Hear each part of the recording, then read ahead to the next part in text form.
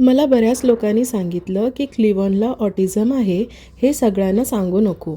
लोक काय म्हणतील? एकतर तुम्ही दोघे डॉक्टर आहात, तरी तुमच्या मुलाला ऑटिझम कसं? सुरुवातीला मलाही वाटायचं की कुणाला सांगू नये, लोक लेबल लावतील, जज करतील. पण नंतर मी ठरवलं, क्लिवॉनचं ऑटिझम लपवायचं नाही तर स्वीकारायचं. स्वीकार म्हणजे ताकद. जेव्हा आपण आपल्या मुलाला आहे तसा स्वीकारतो तेव्हा त्याचा आत्मविश्वास वाढतो. लपवलं तर त्यालाच वाटू लागतं की माझ्यात काहीतरी कमी आहे. आपणच जर लपवलं तर समाज आपल्या मुलांना कसं स्वीकारणार?